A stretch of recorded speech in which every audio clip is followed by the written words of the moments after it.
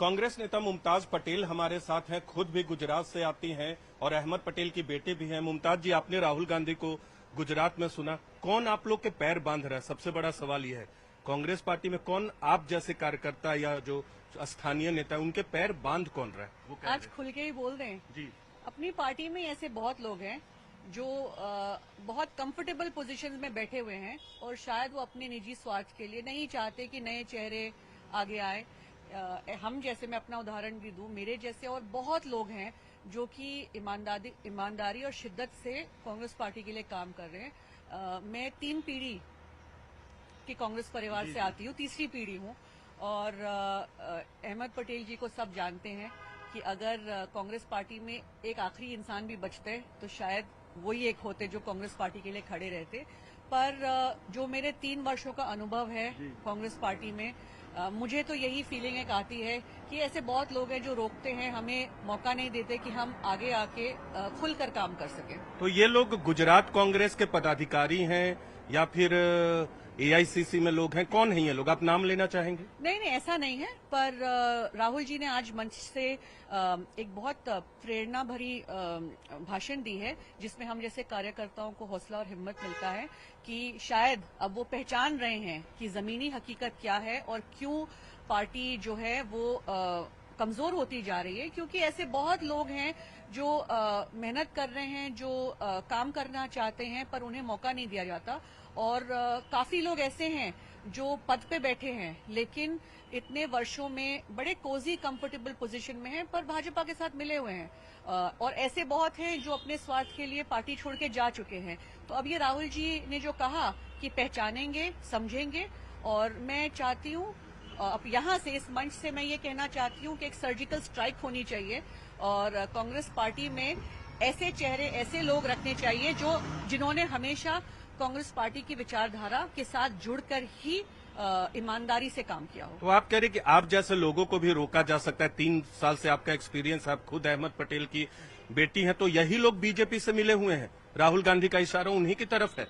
जी, राहुल जी ने जो कहा वो समझदार को इशारा काफी है। बहुत हैं जो बीजेपी के साथ मिलके काम कर रहे हैं, बहुत हैं जो खुद, जैसा मैंने कहा, कंफर्टेबल है तो नहीं चाहते कि नए लोग आ जाएं। अगर नए लोग आएंगे आगे तो शायद उनकी कुर्सी खतरे में हो जाए। तो कांग्रेस पार्टी को एक बड़े बदलाव की जरूरत है। लेकिन 30 साल हो गए, राहुल गांधी भी पार्टी के अध्यक्ष रहे, पूर्व अध्यक्ष है, बहुत समय से पार्टी को देख रहे हैं लीडर के बतौर पर, लेकिन उनको रोका फिर कौन है? यहाँ तो बड़ी बड़ी बातें कर रहे हैं वो, लेकिन महाराष्ट्र चुनाव हुआ, हरियाणा चुनाव हुआ, हर जगह जहां चुनाव होता है, अभी हाल में दिल्ली चुनाव हुआ, नतीजे कांग्रेस के खिलाफ गए, तो कार्रवाई करने से रोकता कहाँ है? अभी तक कोई बड़ी कार्रवाई तो हुई नहीं। अब यहाँ 2.5 साल बाद आपके राज्य में चुनाव होने, तो इस तरह की बड़ी बड़ी बातों से आपको नहीं लगता कि कार्यकर्ता का मनोबल भी टूटता है? और दूसरी तरफ बातें तो बड़ी बड़ी होती है लेकिन एक्शन कुछ नहीं होता। शायद राहुल जी को भी सही फीडबैक नहीं मिल पा रहा है। कल राहुल जी ने एक बढ़िया मीटिंग करी सारे डिस्ट्रिक्ट अध्यक्षों के साथ, ब्लॉक अध्यक्षों के साथ, और उन्होंने पूरा खुलकर मौका दिया कि लोग अपनी बात रख सकें।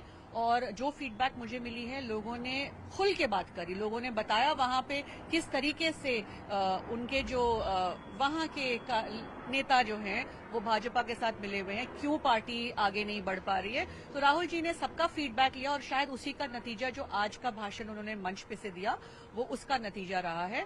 और राहुल जी को अगर सही फीडबैक नहीं पहुंचेगी तो वो निर्णय और डिसीजन कैसे ले पाएंगे? वो कह रहे कि वो खुद, कांग्रेस के जनरल सेक्रेटरी और बाकी नेता जो हैं गुजरात को रास्ता नहीं दिखा पा रहे।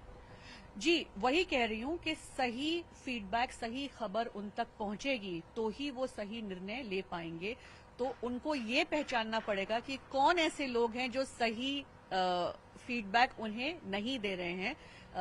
यही सर्जिकल स्ट्राइक की मैं बात कर रही हूँ। आपने कहा कि आपको भी दिक्कत होती है, बहुत लोग, किस तरह की दिक्कत का सामना आपको करना पड़ता है? ये तो बात होगी पूरे कांग्रेस की। आप अगर व्यक्तिगत तौर पे बात करें, गुजरात में राहुल गांधी थे, हम लोग को उम्मीद थी, जब मैंने भी आपको फोन किया, कि आप खुद गुजरात में शायद हो, लेकिन आप दिल्ली में मौजूद हैं। जी, तो आप ये बताइए, ना मैं पीसीसी में कोई पद रखती हूँ, ना मैं डिस्ट्रिक्ट अध्यक्ष हूँ, ना मैं ब्लॉक अध्यक्ष हूँ, ना मैं किसी फ्रंटल ऑर्गेनाइजेशन में हूँ, तो मैं किस कैपेसिटी में वहाँ जाती?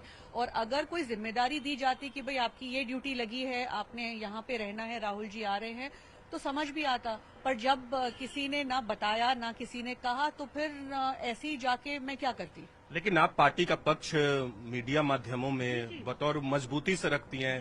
पैनल जब बैठता है विभिन्न मुद्दों पर मजबूती से रखती हैं। आप खुद गुजरात से आती हैं, अहमद पटेल की बेटी हैं। क्या आप चाहती हैं कि ये जो कार्यक्रम हो रहा था उसमें आपको कोई भूमिका होती, इसलिए कि क्योंकि आप गुजरात से हैं? नहीं, ऐसा नहीं है। देखिए, पार्टी ने जब जब मुझे कोई जिम्मेदारी दी, अभी हाल ही में कुछ दिन पहले लोकल बॉडी इलेक्शंस हुए थे, मुझे कहा गया कि जाके प्रचार करना है, तो मुझे आज कहा, मैं अगले दिन प्रचार के लिए पहुंच गई। आपने दिल्ली में देखा, मुझे जहां जहां कहा गया कि आपने प्रचार करना है या किसी भी मंच पर से मुझे मौका मिला है कांग्रेस पार्टी की विचारधारा को या कांग्रेस पार्टी को डिफेंड करना या कुछ भी कांग्रेस पार्टी के पक्ष में बोलना, तो वो मैंने बिल्कुल ईमानदारी से निभाई है। तो पार्टी मुझे जो आदेश देगी बिल्कुल करने को तैयार हूं। आपने काफी बार मीडिया में मुझे पूछना है कि आप नाराज हैं। नहीं, अगर मैं नाराज होती तो मैं पार्टी के साथ क्यों जुड़ी रहती। आपने देखा कि लोकसभा के वक्त एक बहुत बड़ा हंगामा हुआ था कि भाई आपको टिकट नहीं दी। भाई अगर ये सीट जो है भरूच की वो गठबंधन में आम आदमी पार्टी को गई, तो मेरी लड़ाई तब भी कांग्रेस पार्टी के लिए थी कि ये कांग्रेस पार्टी के अस्तित्व का सवाल है। आम आदमी पार्टी को गुजरात में हम क्यों मौका और स्पेस दे रहे हैं। तो जो मेरी लड़ाई थी वो अपनी व्यक्तिगत लड़ाई नहीं थी, वो ये मेरी लड़ाई कांग्रेस पार्टी के लिए थी। और आज आपने देखा कि वही हुआ, आम आदमी पार्टी के साथ जब गठबंधन टूटा तो कांग्रेस पार्टी के फ्यूचर को और गुजरात में कांग्रेस पार्टी के फ्यूचर को नजर में रख के ही मैंने ये मुद्दा उठाया था। तो आप आज जो कार्यक्रम था राहुल गांधी का, आप चाहती थी वहां होती? नहीं, बिल्कुल। अगर मुझे कहा जाता वहां रहने के लिए और वहां पे कोई जिम्मेदारी देती तो बिल्कुल। किसी ने कोई संपर्क नहीं किया? आपको इसलिए होना चाहिए था क्योंकि आप वहीं से हैं? जी ना, नहीं, किसी ने संपर्क नहीं किया जी।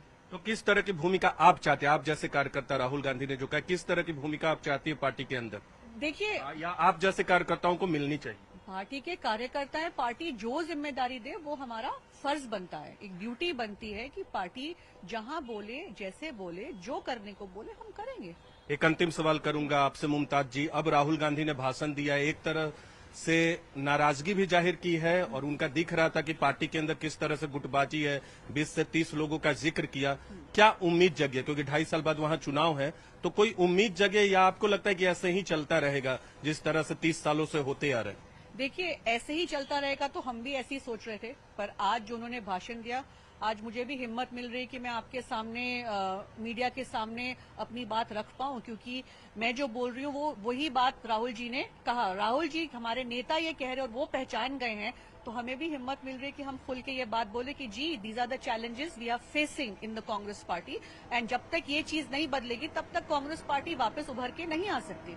तो बिल्कुल मुमताज पटेल खुलकर अपनी बातें रखते हुए, हालांकि सभी कार्यकर्ताओं को इतना बोलने का मौका भी नहीं मिलता, लेकिन इनको मिलता है क्योंकि ये कांग्रेस का पक्ष भी मीडिया के सामने रखती हैं। और आज राहुल गांधी के बयान के बाद, उनके भाषण के बाद उम्मीद भी जगी है और इन्होंने भी अपनी आप बीती बताई कि कैसे उन्हें भी पिछले 3 साल से संघर्ष करना पड़ रहा है। वो चाहती थी गुजरात में हो, लेकिन किसी ने इनसे संपर्क नहीं किया।